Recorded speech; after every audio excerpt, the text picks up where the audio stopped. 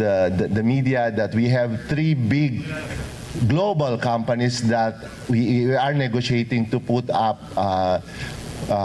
global hub in Clark.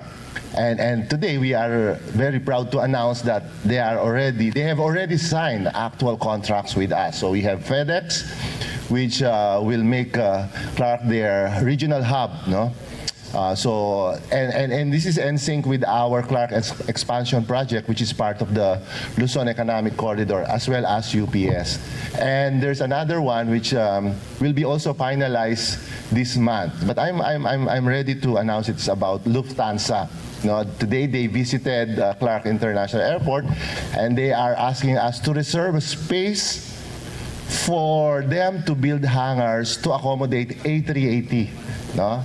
In Manila, they cannot, I don't know, Yusek Planta, you tell me. But in Clark, we can easily welcome, they can easily land in Clark International Airport these big carriers, no, the A380. So we are now finalizing the location as well as the terms in order for them to start construction this year. No, they will be advancing their construction for development. So this is the master plan for the Clark International Airport. So we will be welcoming more logistics, more airport-related businesses. So it's more than 2,300 hectares, which is 4 times the size of NAIA. Okay, next. So we will be focusing where we are right now in New Clark City, okay, which is a master plan area covering 9,450 hectares, which is like the size of Parañaque, Pasay, Makati combined. And this is in the master plan, we intend to create total jobs of 600,000 with a population of 1.2 million people. And we want to keep the open spaces here protected and at the level which is beyond the building code requirements. Now, in the building code, it's just 30%. Here, we're allocating 60%. So you can see a lot of green environment here. No? It will be properly master planned because we've learned in the pandemic level that people would like to go out. No? Commune with nature. No, so in the master plan, we are aligned with that new trust of the community. Okay, next. So far, among the locators that we have signed contracts here, we already generated an investment commitment of, to include the one that was actually poured in NCCs around 143 billion pesos. And 15 billion were already invested here through actual construction, and another 127 is in the pipeline. But they are already secured in our agreements with our private sector partners. And more will be coming, as I announced in the next slides. Okay, next. So we are right now in the National Government Center. So this is the phase 1 of the development of the area, which successfully hosted the Southeast Asian Games. And we continue to hold regular events, no, to make sure that we also generate income from them. No, they will not be considered as white elephants, but they are revenue-generating facilities for the government. Okay, next. And we are proud to welcome soon, with an actual construction, the Central Bank. No? We had a meeting with them last week. They updated us on their development here. They are done with their site, with their detailed engineering design. Tapos na po. Right now, we are building the roads in their properties. They cover a 30-hectare site. And then next will be the site clearing. So mag-site clearing na po sila this year. And then next year will be the actual construction, which in the latest schedule they provided to us, it will be completed by 2028. So you would imagine seeing this amazing building, parang Singapore po, no? Yung mga ganyan design. Here in New Clark City, across the river lang po siya, ang location niya. So it will be the minting facility of Central Bank in 2028, okay? And then we already have the educational facilities, no? As we continue to invite locators to put up manufacturing and industrial location, operations here, we want to make sure the labor supply will be provided, no, we want a university industry strong linkages. So we already have the University of the Philippines completing their facility, the Polytechnic University. The Philippine Science High School, they will be putting up their National Training Center. I don't know if you have a rolling tour in the area. You can see the actual constructions if you would have as part of your activities here. And then we have the National Academies of Sports. No, this month, we're sending a lot of athletes, I think more than 20 athletes, to Paris Olympics. But this will be the training ground for our future Olympians. No? Ayaw natin yung chamba-chamba lang tayo makakuha ng international athletes. But we want to develop, no, at grassroots level yung training ng ating mga future global athletes. Na Clark is a mecca, no, for and a magnet for investment in the region. So with that, we will continue to provide support to the national government by presenting more of these projects here in Clark. As I mentioned earlier, it's about the Clark International Expansion Project. So this will be the location of FedEx, UPS, and Lufthansa on this side. This is the terminal, no? I don't know if some of you have already experienced that flying out of that beautiful airport of ours, no? So we will be expanding the airside facilities as well as plan to build a new runway. No, we want continuity, because this is a commitment to the locators like FedEx and UPS that in all time, the Clark Airport must be up and running. No, they don't want any downtime because Clark will be a part of the global network, no, in the movements of flow, movements of goods and services. So we cannot afford to have a downtime in Clark. So we want to keep 2 runways operational. And this will be presented to, can you go back? This will be presented through PPP, and also one of the projects we signed under the Maharlika Investment Corporation Agreement. No? This is because it's shovel ready. No? We can already implement this as it is located inside our property.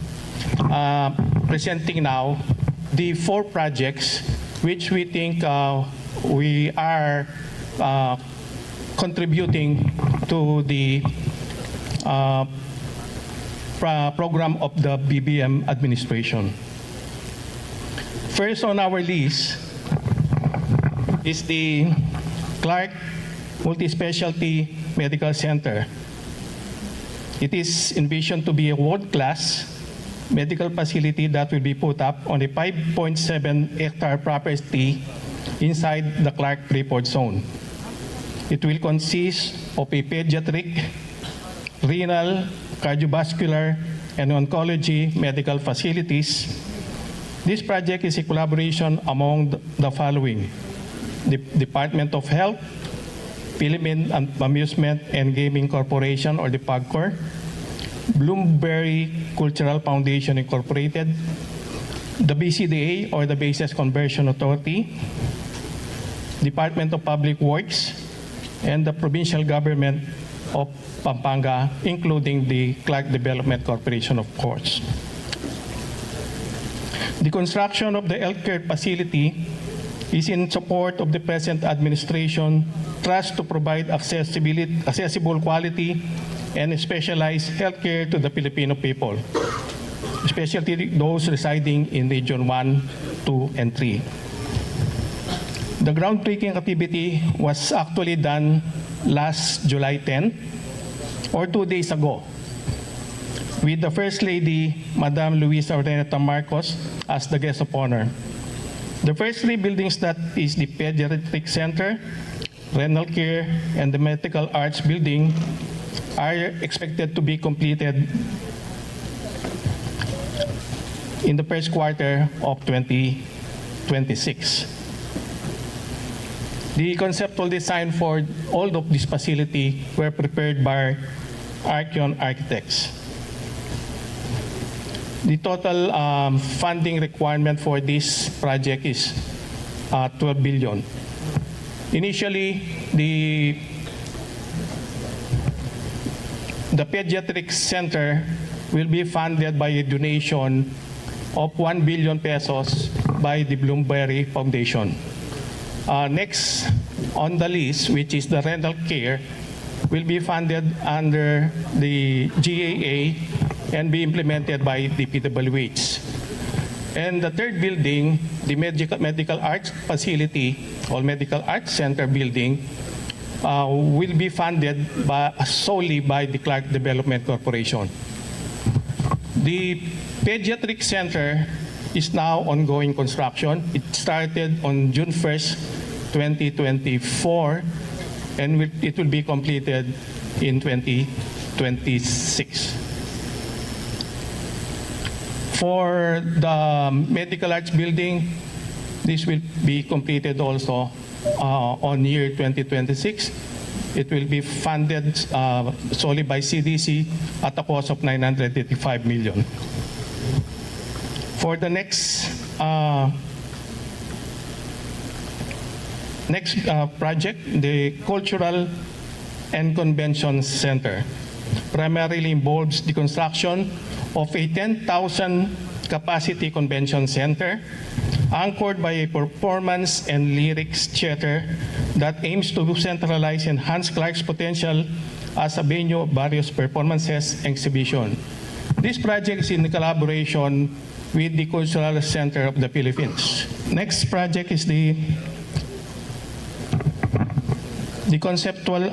corporate building for CDC. This is the artist rendition of the exact building that will be constructed by CDC.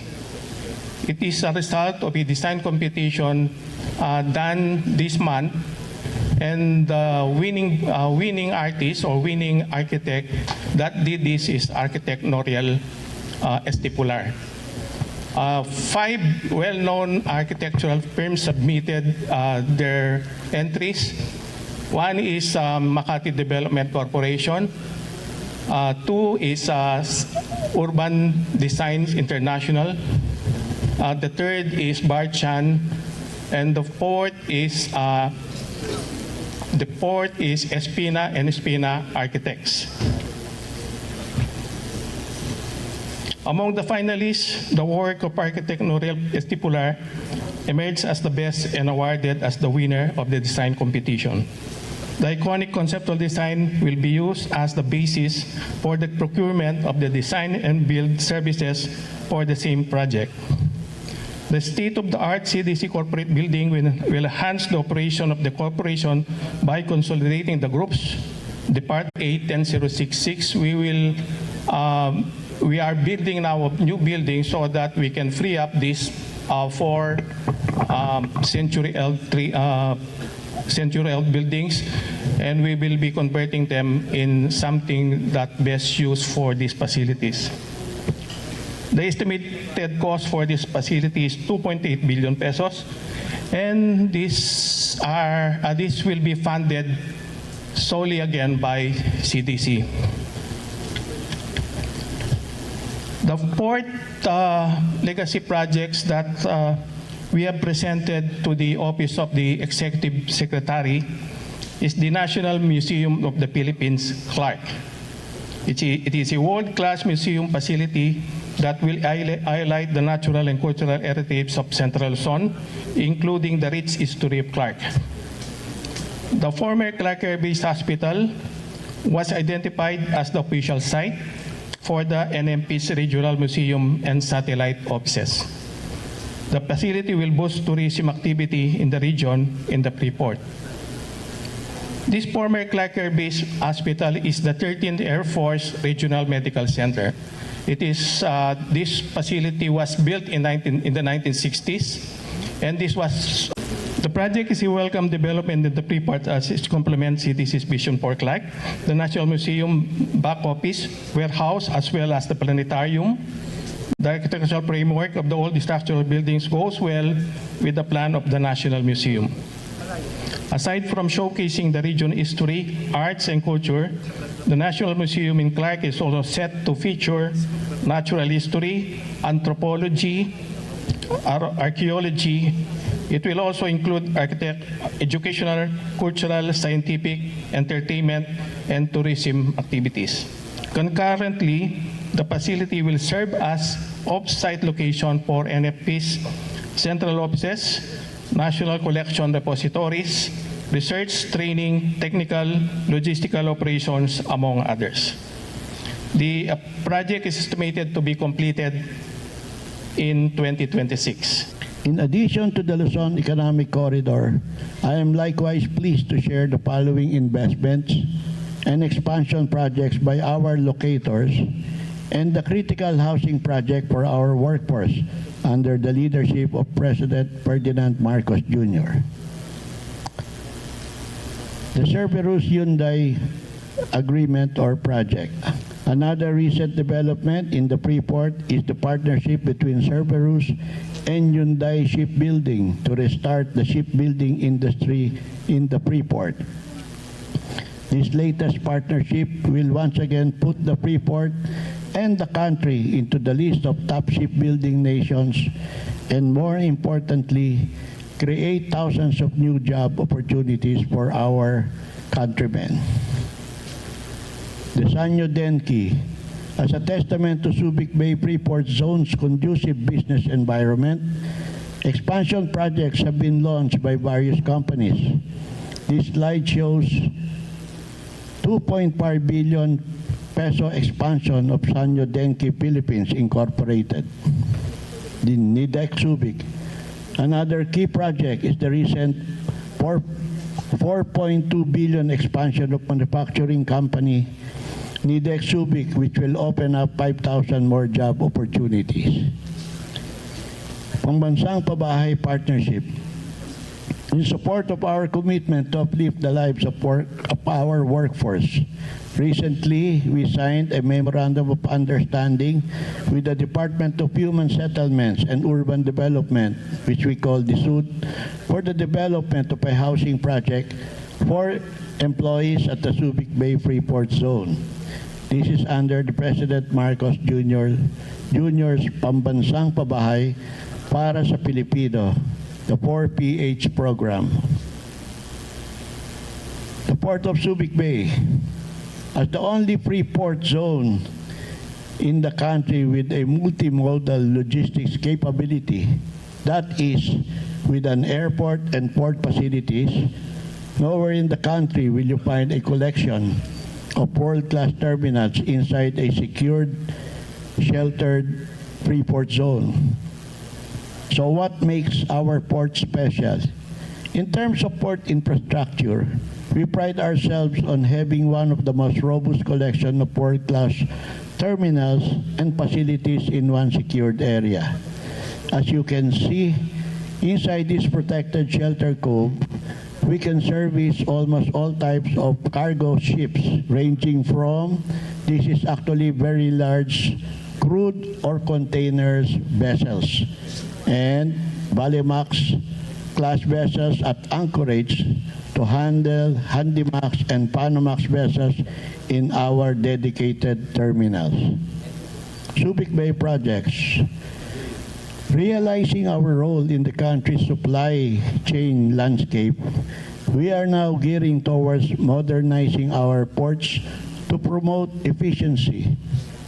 At the same time, do our role in preserving and protecting our environment.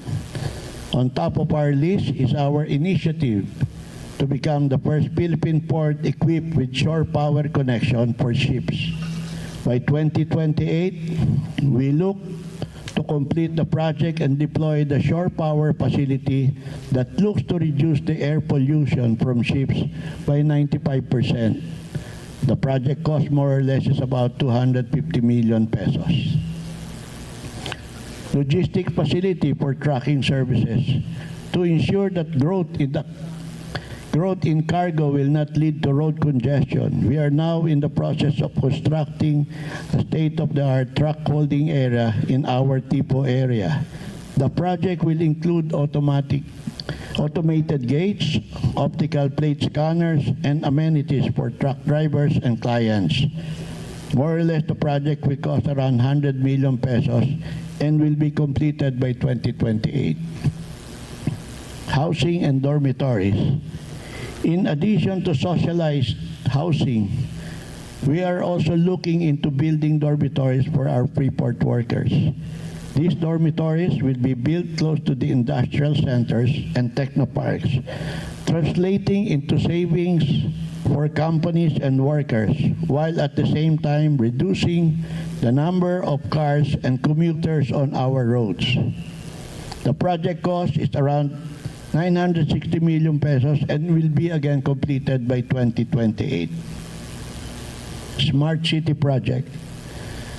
The Subic Freeport is known to have some of the most disciplined drivers and pedestrians in the country. This is mainly due to the strict implementation of traffic rules and regulations. To ensure we continue to promote the safety of our community, we are also embarking on the Subic Bay Smart City Project. Two of the main components include the installation of additional CCTV surveillance and traffic cameras. The cost more or less is about 200+ million pesos, and it will be completed by the end of 2026. Center for Excellence and Labor Training Center.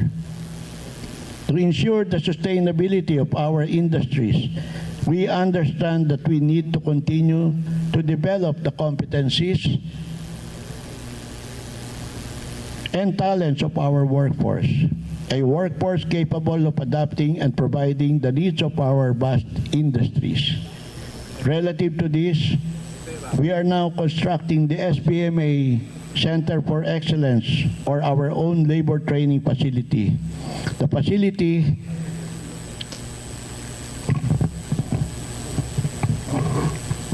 will look to provide relevant training to our more than 150,000 workforce. The 21 million peso facility will be completed early next year. A port expansion. Given the importance of our port network, we understand that there is a need to continue to expand and develop. Anticipating the future demand and needs, we are pleased to share that we have several port projects currently in the pipeline. This involves a new wharf at the Lower Mau worth 13 billion pesos to support the bulk and break bulk industries inside the Freeport. Opening the Redondo Peninsula via a new multi-purpose terminal, a 1 billion project that will provide, 11 billion project that will provide access and support to a new industries in the Redondo Peninsula. And finally, a new dedicated cruise terminal in the Central Business District area that will propel Subic as one of the top cruise ship destinations, not only in the country but in the world. We look to complete a significant portion of these projects by the end of 2028. Another key asset of the Freeport is the airport project. This is the Subic Bay International Airport. As we look to continue to position our airport as another viable gateway for the central and northern Luzon area, several big-ticket projects are also being studied and pursued. First, the improvement of the existing buildings and new facilities. The project, which aims to complement the Luzon Economic Corridor, looks to decongest Manila passenger traffic and accommodate 6 million passengers annually. To further complement the growth in passenger traffic is by constructing a new hotel and parking facilities within the airport complex. This will not only promote the use of the airport, but will surely promote the tourism sector of the Freeport. The project is currently under study and will cost around 4 billion pesos. Finally, is the feasibility study for the SBIA or Subic International Airport expansion project, which looks to further expand, upgrade, and modernize the airport facilities. Once in place, we are confident to increase both the handling and revenue-generating capacity of the SBIA. The Subic Bay Bridge Project as a means to develop and harness the potential of our Redondo Peninsula. We continue to study the construction of the proposed 5.5-kilometer Long Subic Bay Bridge or Bridge Tunnel. This will be connecting Ilan and Grande Island, compliant to airport and seaport operations, and the construction of 8-kilometer 4-lanes road from Sitio Naglatore to Sitio Agusuhin in Redondo Peninsula. These projects will link the Freeport to the more than 3,600 hectares Redondo expansion area. The market research and project scoping has been initiated for this purpose. The Serenade of the Seas. From this slide, you can see the latest cruise ship to visit the port of Subic. Berthed at our Leyte Wharf is the MV Serenade of the Seas, carrying more than 4,000 passengers and crew last March 26, 2024. The cruise ship arrivals. As a cruise ship destination, from 2018 to 2020, we were able to handle a total of 40 cruise ships, 96,152 passengers of all nationalities, and close to 331 million pesos worth of revenues. Target industries and business opportunities. In the next few years, the agency plans to pursue the following core industries and businesses: renewable energy, high technology manufacturing, the port development, airport upgrade, and air freight and port logistics. Economic impact of investment and projects. At this point, please allow me to summarize, reinforce the value and possible impact of these investments and project by 2028. New and existing investment will be about worth $20 billion. The total work locators will, by 2028 will be about 2,000. Total workforce would be about 200,000. Projected export value of close to about $3 billion, and government contribution or dividends would be about 6 billion pesos, excluding the taxes and duties from business activities within the Freeport. Susunod, transforming the civil aviation complex into an airport city through CX flagship projects. Tututukan yan kasama si Clark International Airport Corporation President and CEO Aray A. Press.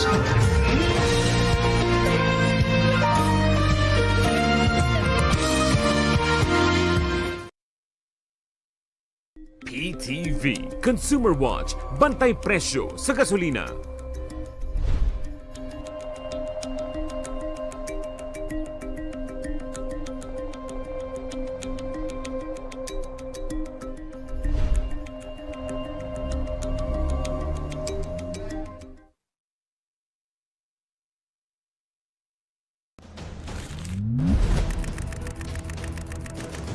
Mga isyong pinag-uusapan.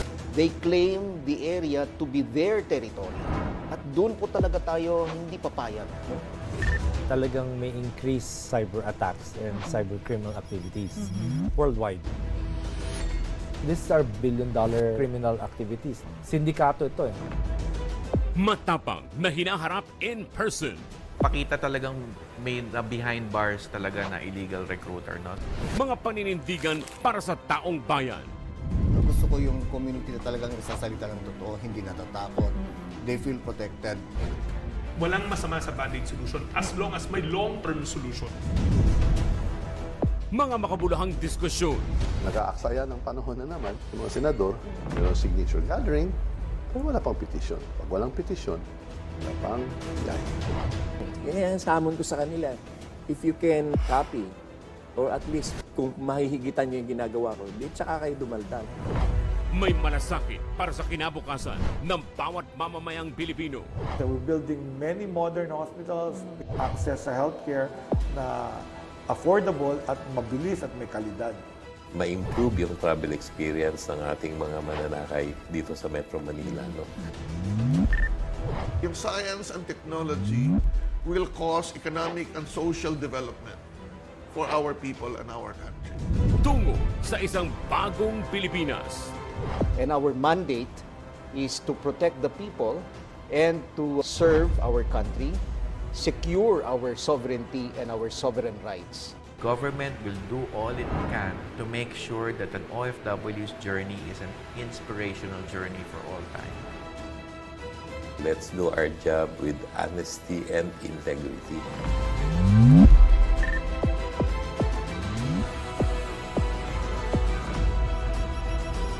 In person, Biyernes, alas 8 ng gabi.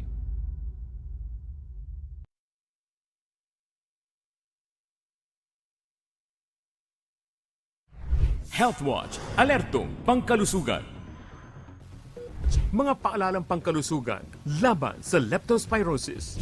Ang leptospirosis ay sakit na dulot ng Leptospira bacteria mula sa ihi ng infected na mga hayop. Naipapasa ito sa pamamagitan ng pagtalsik ng kontaminadong tubig sa mata, ilong at bibig, sa kontaminadong pagkain at inumin, at paglusong sa maruming tubig habang may bukas na sugat. Kabilang sa sintomas ng leptospirosis ang lagnat, panginginig, pananakit ng katawan, sakit ng ulo, pamamantal, pamumula ng mata, paninilaw ng balat, at diarrhea. Kung hindi maagapan, maaari itong makapinsala sa bato, utak at atay. Agad kumonsulta sa inyong doktor o sa malapit na health facility kung makaramdam ng sintomas. Para makaiwas sa leptospirosis, iwasang lumusong sa maduming tubig o baha. Gumamit ng bota at gloves kung kinakailangan. Maligo at magsabon agad kung nababad sa maduming tubig. Siguraduhing malinis ang inumin. Panatilihing malinis ang bahay at kapaligiran at ugaliin ang tamang pagtatapon ng basura. Tandaan, sa panahon ng sakit, dapat laging listo.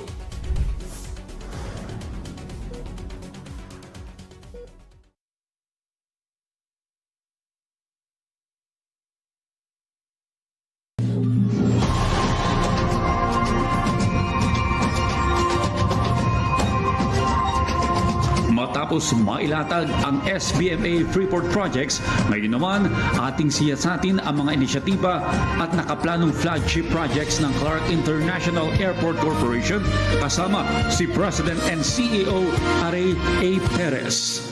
We are going to make Clark to transform as a premier global civil aviation logistics hub of the Philippines. So we're going to make Clark as the premier gateway for cargoes or freight. Now, in transforming Clark, we are going to implement 7 flagship projects. And the first 3 projects will be via public-private partnerships. And these 3 projects are the Clark National Food Hub, the Clark World Convention and Event Center, and the Urban Renewal and Heritage Conservation Program. So let me go quickly to the first PPP. The first project is the Clark National Food Hub, and we are helping with the priority project of our president, which is food security. Food security and sustainability, and also to raise standards of food in the country. Now, what you're going to see is that the National Food Hub are cold storages and sorting facilities, including the warehousing, fresh food market. It's like a stock exchange of fresh food. There will also be processing facilities so that the farmers, the cooperatives, will have more money in their pocket. It's like having a facility also in here that will add value-added services to our basic commodities. Now, the problem in the Philippines is that many of our farmers are not earning a lot because it's being run by middlemen. So what we want to do is that this National Food Hub will be run with a business structure where we will ensure that wastage will be reduced, because currently the food wastage is between 40 to 51%. So that's a huge wastage of food. So if we can have this facility and a reduction of those wastage, imagine how much food that we can put on our plates and how much money that we can put in our pockets in our economy. So this project, as I said, is the forefront, the priority project of President Marcos. He said that food security remains at the forefront of our national agenda, where no one is going to be hungry. So we are located centrally at in the Philippines, particularly in Luzon. And we want this to create a model of a hub and spokes. Clark will become the pillar of food security, where all the basic commodities, products that come from regions 1, 2, and 3 will be aggregated, will be consolidated, and then eventually will be supplied to Metro Manila in different parts of the country. But once we raise the standards of food in our country, when we teach our farmers to comply with higher standards, food safety, food hygiene, then our country can become not just dependent on importation, but we will also export food in the Asia Pacific. We will become the central hub of the Asia Pacific. Now, this project is already coming into fruition. Just this morning, we signed with the Asian Development Bank for the transaction advisory services. So we were at the headquarters of the ADB at Ortigas. We already signed a facility worth $450,000 to conduct further feasibility studies and the public tender, and eventually project monitoring. So phase 1 of this project will be finished by the end of 2027 until 2028, the first quarter of 2028. So this thing is sure thing to happen. So we've got already the likes of ADB and the PPP Center, together with the Department of Agriculture and the Department of Trade and Industry, supporting us in making sure that this project are going to be successful. Our next project is the World Entertainment and Event Center. Now, what we want to do is to provide more attractions so that Clark becomes a destination. And we're going to increase, upgrade the standards, upscale the lifestyle of Clark, and also improve accessibility and safety in Clark. So the foremost of our plans in this project is to build a multimodal terminal where you have the airport and then a rail that's going to be built. And then, of course, we have to look at the other the modalities. You've got the buses, the taxis, the private vehicles, and even probably once that modernization of the jeepneys happen, they will become part of here so that Clark becomes not so congested. Now, another part of this project is para sa mga kababaihan to, I'm sure, an airport mall, an outlet. Because Clark, as you would see right now, as I mentioned this yesterday when I presented this with the Department of Tourism, Clark is more men-dominated leisure and tourism. So if you bring your family, your kids, they don't have anywhere else much to go.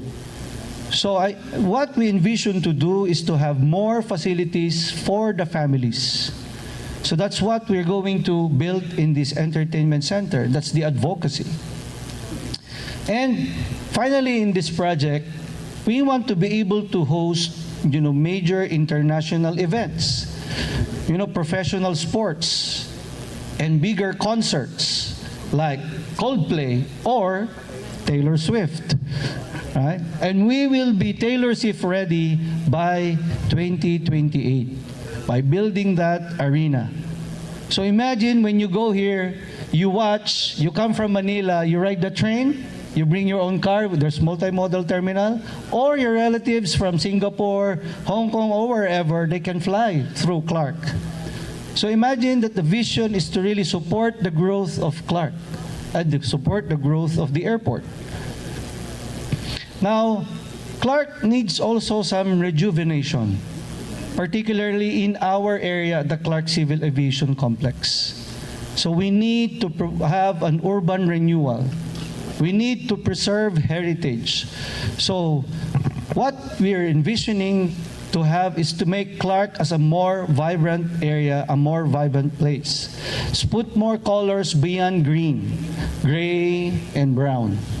So what this envisions is that it's not just about having more colors or making it vibrant, but it's also about environmental sustainability. We have a creek in Clark that's called the Dolores Creek, which can be converted into a river park.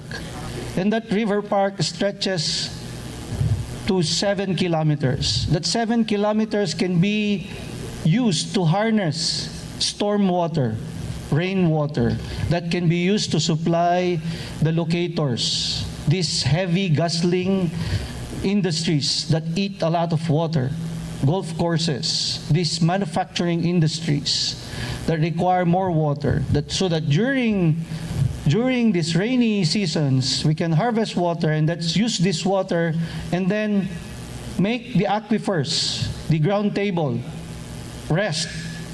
And so that only when, during the summer seasons, that's the only time that we will use the aquifers. Now, we're also doing some branding. We're branding for Clark so that it's more appropriate as an aviation, a global aviation hub. We're doing some rebranding. We're creating more open spaces and parks for people, for kids, for the families. Not just golf courses, not just casinos and hotels, but with more places for people to go around. Matapos mabigyan diin ng 4 ahensya ang kanilang mga hakbang at proyekto upang tugunan ang Build Better More programs, haharap naman sila sa isang panel discussion para mas maipaliwanag pa ang layunin ng programa. Secretary Teodoro recently called on the private sector to assist in modernizing the AFP, considering that the BCDA, I believe one of the mandates is to help strengthen the AFP. How would the BCDA would respond to this call? And second question is there a meeting or any suggestion na mas malaki yung share for sharing? Meron bang ganung arrangement? Yeah. Well, if you would, by fact, case in fact, the biggest land holding company, if we call it, actually is the military. They have bigger land assets than BCDA. They have many idle camps nationwide. Samantalang BCDA, dito lang kami sa Luzon. So those idle camps can really generate and unlock values for the government. So that's where we can probably help the military in master planning and coming up with the good development plans. That's one. Second, we already have defined asset naman under our charter. So we don't want to expand anymore our asset base. That's clear with Secretary Teodoro when we are discussing the proposed BCDA amendment bill. But what's good in the BCDA amendment bill, which I mentioned earlier pala, because of the lack of time, I did not elaborate on it. While we are converting certain lands inside Clark from free leasehold to freehold, but only for residential use lang kasi gusto natin magkaroon ng bahay ang mga tao. Ang 3 araw na Build Better More Infrastructure Forum ay nagbigay ng komprehensibong pagtingin sa mga hakbang at proyekto ng pamahalaan upang mapaunlad ang infrastruktura ng bansa. Mula sa mga pangunahing proyekto ng DPWH hanggang sa papel ng PCO sa tamang pagpapalaganap ng impormasyon. Lahat ng ito ay nagpapakita ng sama-samang pagsusumikap para sa mas maunlad at mas ligtas na Pilipinas. Sa pagtatapos ng forum, naging malinaw na ang kooperasyon at tamang impormasyon ay susi sa tagumpay ng mga proyektong pangkaunlaran. Ang Build Better More Infrastructure Forum ay hindi lamang isang slogan, kundi isang konkretong hakbang tungo sa mas maunlad na hinaharap para sa bawat Pilipino.